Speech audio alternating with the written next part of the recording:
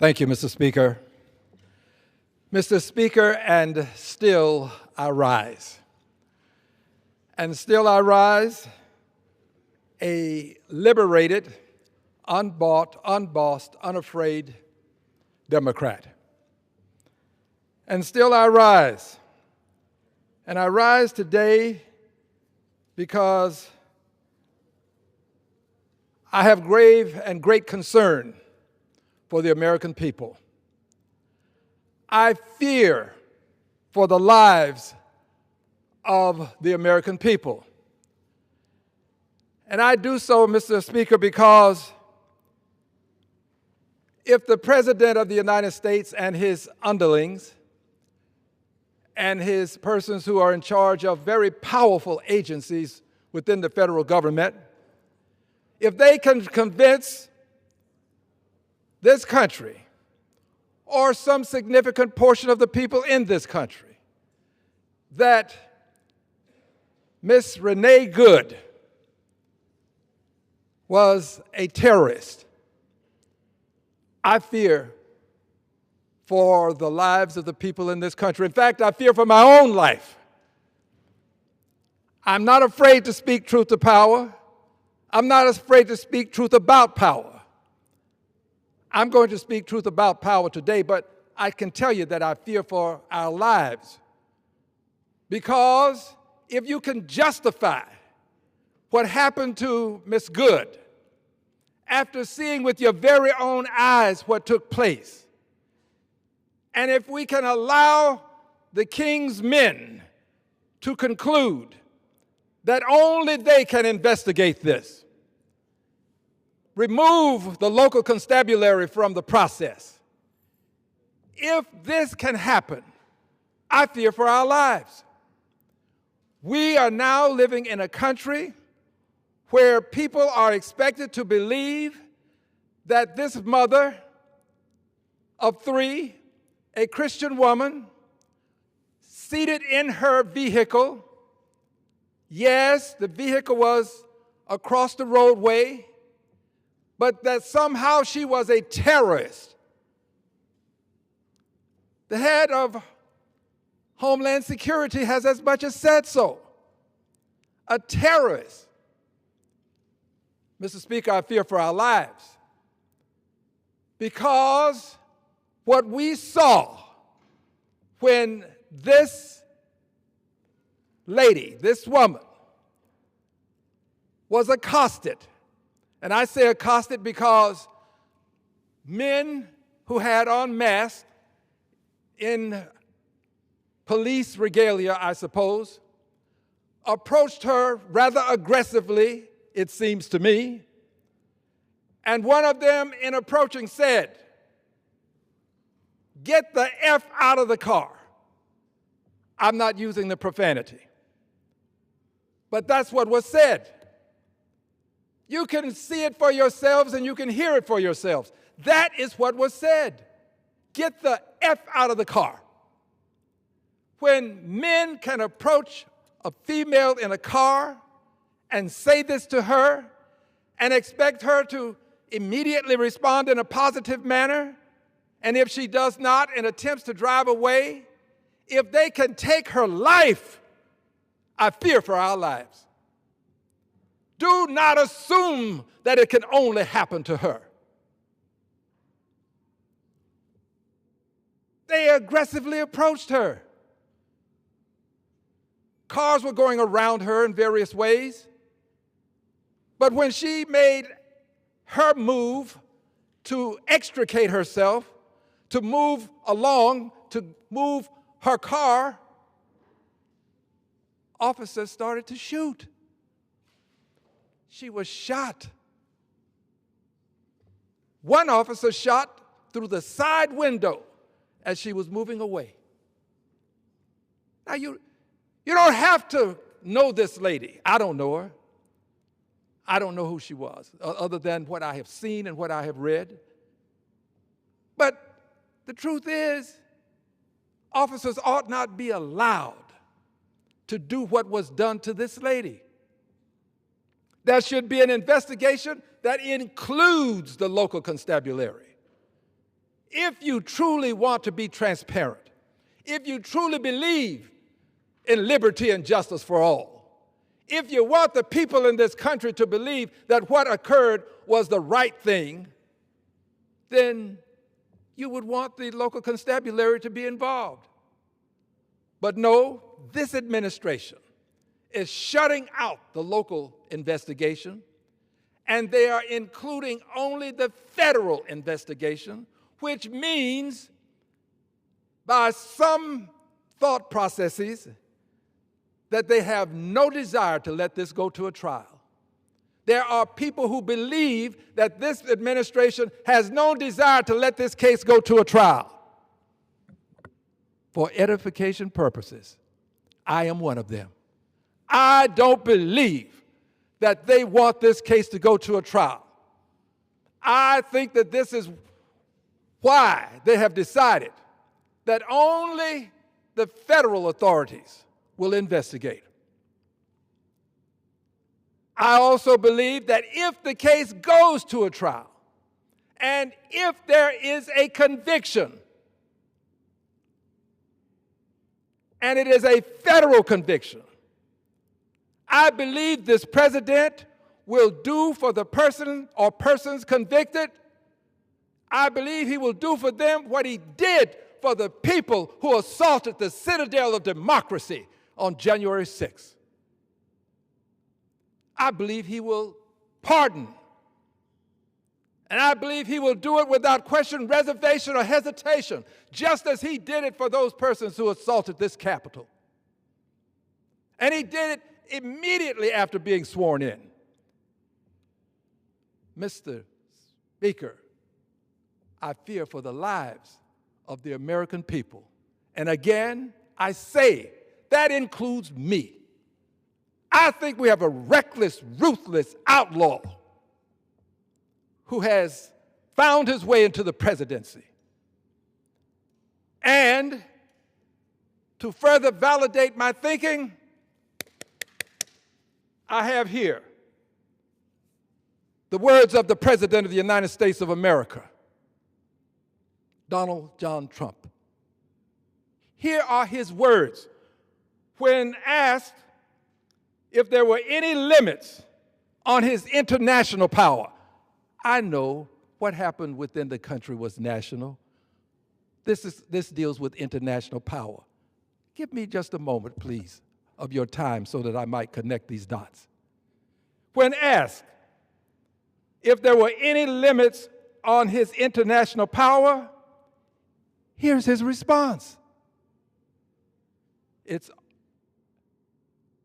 my own morality, my own mind is the only thing that can stop me. Some things bear repeating.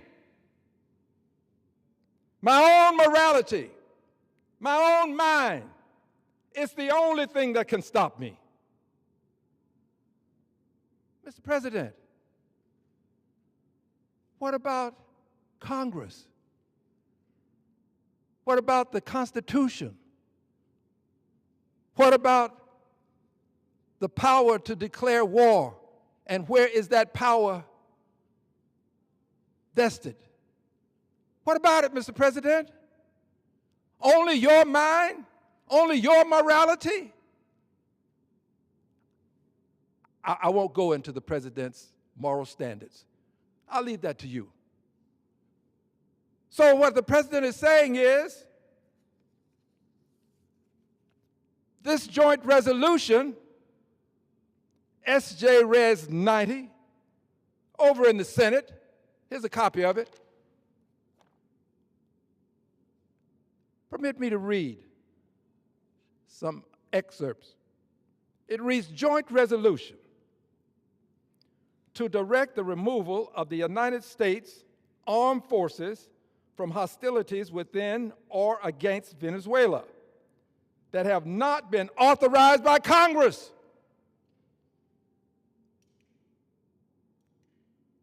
S.J. Res 90. It goes on to say, resolved by the Senate and House of Representatives. Eventually, if it passes the Senate, it has to come to the House for our approval. Resolved by the Senate and House of Representatives of the United States of America, in Congress assembled, Section 1, findings.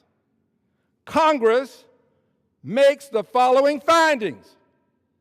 1,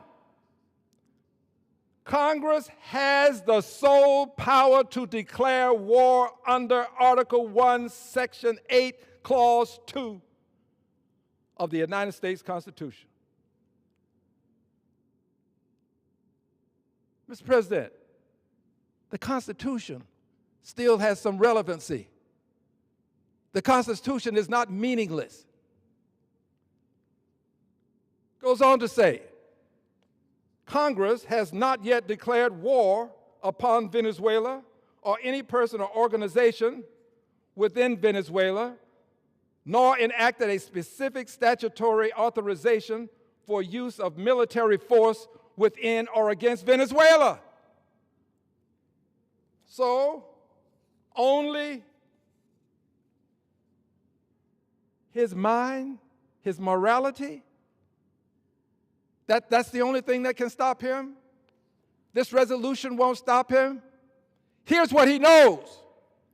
He knows that if it passes the Senate, he knows that if it passes the House, he knows that he has a vote. And he knows that if he votes no with his veto, he knows or believes that it will not be overridden. Well, I still say this is the right thing to do. I say this because you cannot allow a president to do what he has done in terms of going to another country, bombing the country, to do this and not put some check on him. At least you have to try. You can't just allow it to happen and decide we'll wait until we can override his veto. Pass it in the Senate even if it never passes the House. You ought to pass it in the Senate. House should pass it, but if the House doesn't, the Senate is doing the right thing. Pass it. Let him know that there are some people who are watching. By the way, the President also gone on to say that the five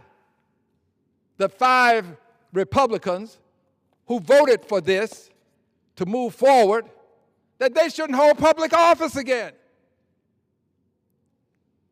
Threats and intimidation. This president spells the word respect, F-E-A-R. That's respect. He wants people to fear him. I don't fear you, Mr. President. I'm concerned about your behavior. I'm concerned about what you might have your underlings in some way do to me. But I want you to know I will not be deterred, just as these senators are not being deterred. And yes, they are doing the right thing, notwithstanding the fact that you have a vote in this process. But they did it, and they're doing it. And I support what they're doing. The president, in doing what he's done, is doing the following. He's using the noble ends, not always noble, to justify ignoble means. Noble ends to justify ignoble means. That's what's happening in Venezuela. Only it is noble ends to justify unconstitutional means. I think some senators seem to agree with me on that. Unconstitutional means to justify what are perceived to be noble ends. The president of Venezuela is a part of this, but it's not about him. It's about the Constitution. It's about whether we will have a Constitution. if we're going to allow what are perceived to be noble ends to justify unconstitutional means, at some point the Constitution of the United States of America will become meaningless. Noble perceived ends to justify unconstitutional means. The president should have brought this to the attention of the Congress. He did not do so. He did, however, bring it to the attention of the oil companies. Have the oil companies replaced Congress in the United States of America? Is what they think more important than what we think, given that the Constitution has given us the authority to declare war?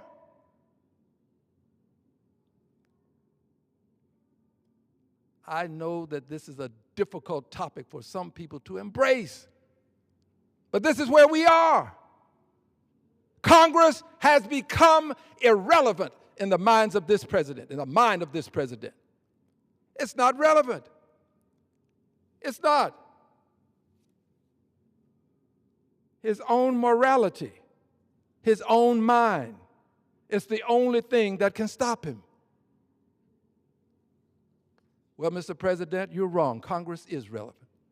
And just as the Senate took this action, Congress should take action.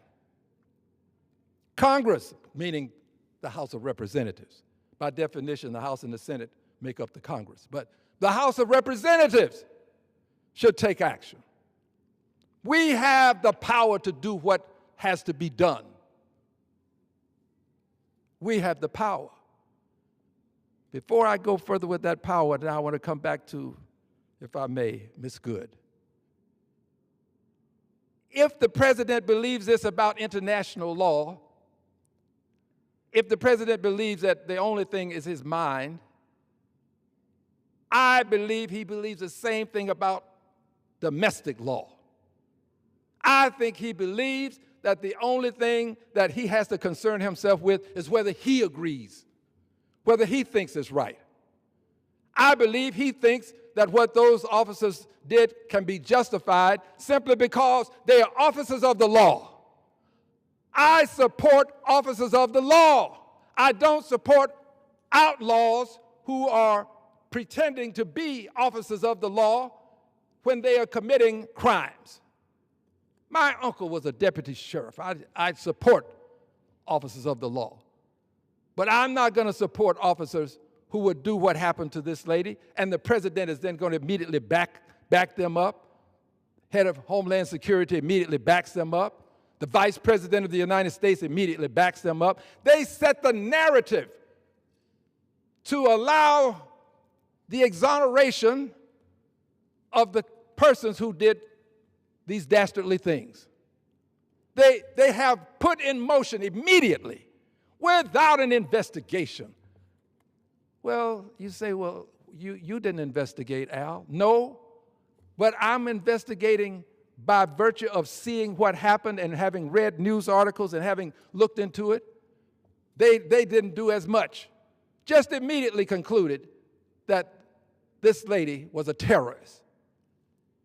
I'm not a terrorist, but if you can conclude that she is, I'm not sure that anybody is safe from being captioned, labeled, designated a terrorist. I'm not sure.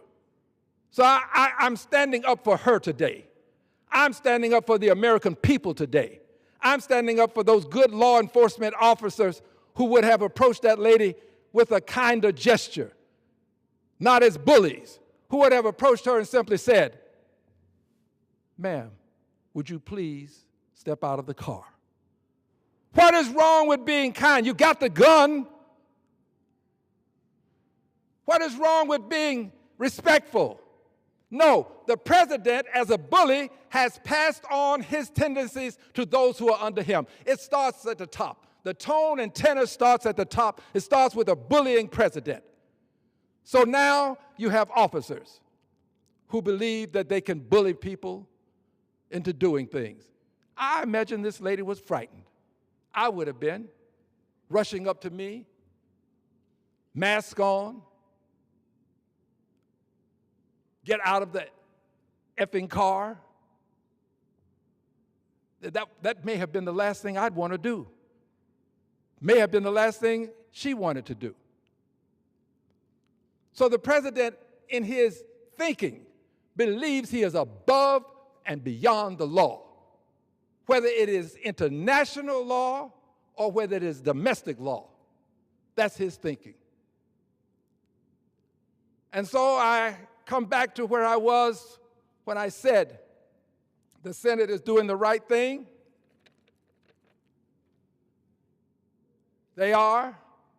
And I said the House should do the right thing, and we can. And the president fears what the House can do. He fears it because he knows that this is where an indictment can take place, right here in this House. He knows it.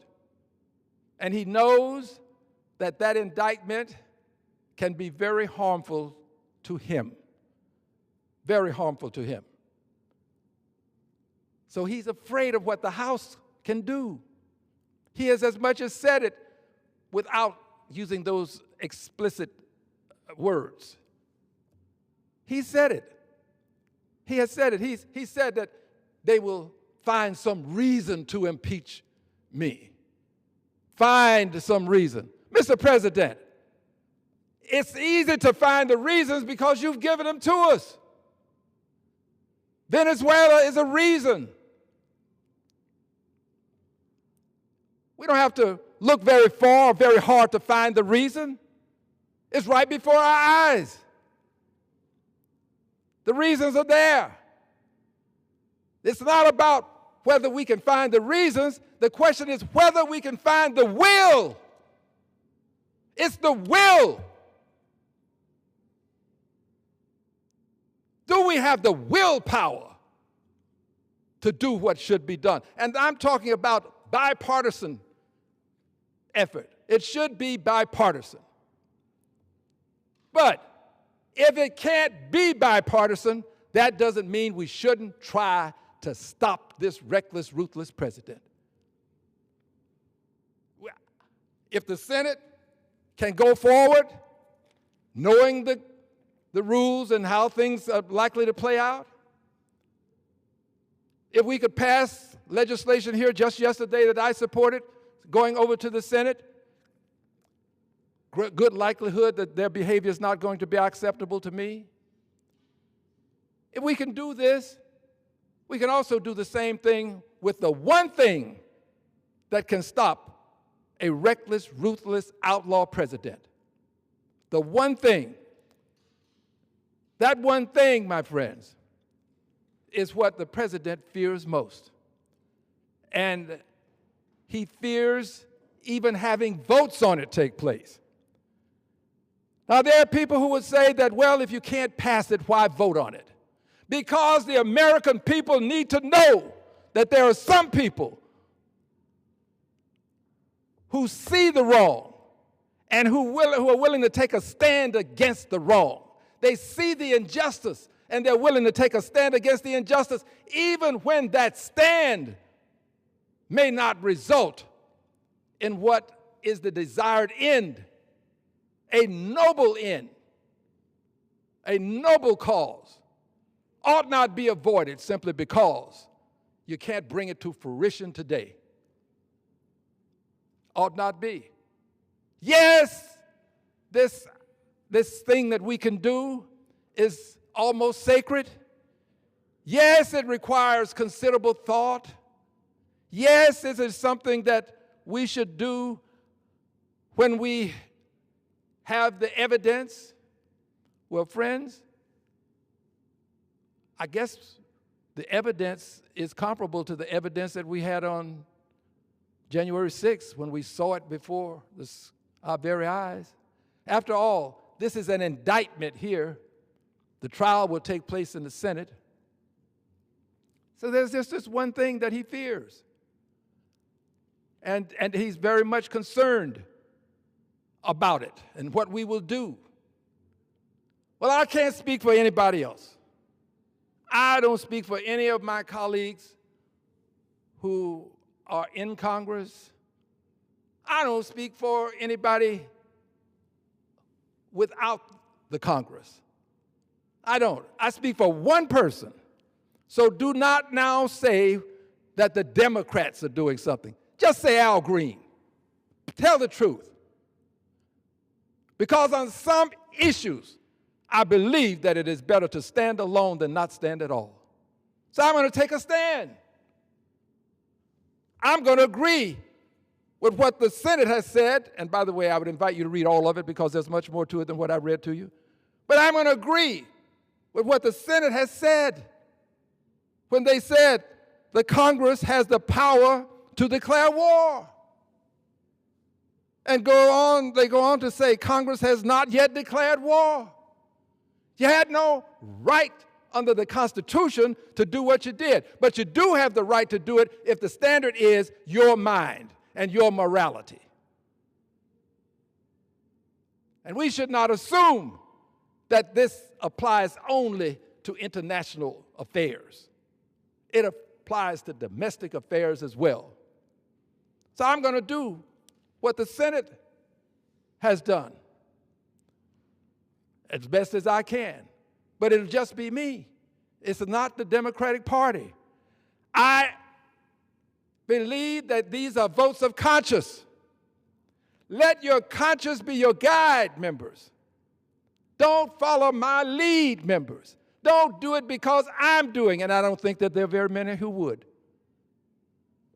Do it because you believe. If you don't believe, do not do it. I'm not asking anybody to vote for it when I bring it to the attention of Congress. I'm not asking you to. Don't vote for it if your convictions don't command that you do so. Do what you think is right. Senate has done what they believe to be correct. And I assure you, without question I assure you of this, I will bring articles of impeachment against the President of the United States of America for taking our military to war against Venezuela, for doing it based upon some theory that in and of itself does not align with the Constitution. Some theory that if you have an indictment, you can now send in the police or the Justice Department and various officers associated. You can send them in to do something, in this case to seize the president of a country, and use the military to back them up. And I marvel at how people will say, well, they did it in Panama. If we did it in Panama, we can do it here. God, the list is endless of things that have been done that were wrong, that at some point we had to stop. It was wrong to bring folks to this country in chains. They thought it was lawful at the time, I suppose, in their minds. But we stopped it. So regardless as to what has happened prior to this second in time, I say to you, the Constitution still rules. The Constitution is above indictments. Constitution is above the things that are in the mind of a president that he believes would give him the authority to do these things. It's the Constitution that counts. And if you're going to have a Constitution, you have to make it count. It doesn't count because the words are on paper. It's how we react and behave in response to the words that are on paper. It's the Constitution that counts. And an indictment is no constitutional reason to send the military, to send a nuclear-powered aircraft carrier, to send planes in large numbers, to send other military paraphernalia. Indictments don't accord you that, Mr. President. And the only way we can stop this is with impeachment. That is the only thing. Why is impeachment? Because, friends, it would say to the next Donald John Trump, we will not tolerate unconstitutional means that are justified. You can't decide that you are going to use some sort of means justifies the ends theory to go to war. He needs to be impeached, he needs to be convicted, and he needs to be removed from office. Impeached, convicted, and removed. However, if we can't do it now, that doesn't mean that the process can't start now.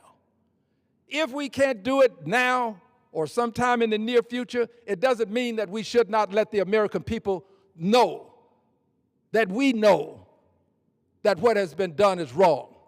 We should protect the Constitution, not allow this to happen.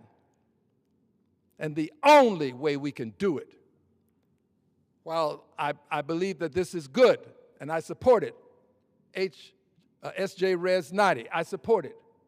I believe it's good. But the real remedy, the remedy that can make the difference is to impeach, convict, and remove Donald John Trump from the presidency. Well, friends, this is where I stand. I don't do these things to make friends. I do them because I care about my country. I do it because I believe when I salute the flag in liberty and justice for all. I do it because I believe in government of the people, by the people, for the people, and that includes the people who have the authority to enforce the Constitution. And we are the people. We are the we and we the people. I believe we have to do whatever we can when we can. And this is something I can do and I will do.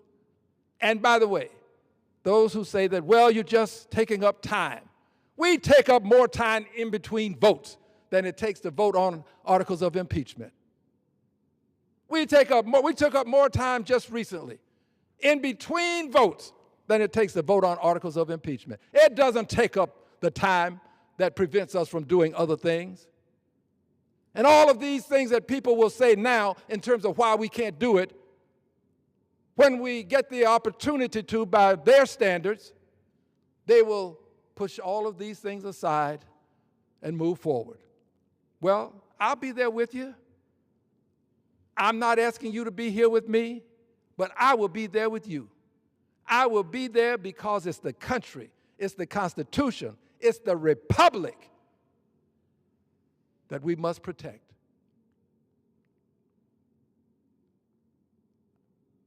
I promise you, friends, I promise you, I will not be deterred. There's no need, not that anybody would, but there's no need to try to dissuade me. What happened in Venezuela was an act of war. The president doesn't have the authority to do that without consulting with the Congress. The Congress may very well conclude that you shouldn't do it. Maybe the Congress doesn't want to take over Venezuela.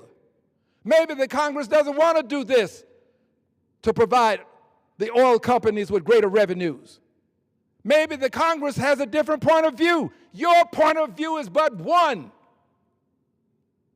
The Congress has a right to have its point of view recognized as well. We must, I must, others can do what they may. I must take this stand. I will take this stand. This president will face articles of impeachment for his declaration of war based upon his moral standards and his mind, based upon what he thinks he can do without congressional input. I will take a stand. I will bring the articles of impeachment. And I yield back the balance of my time.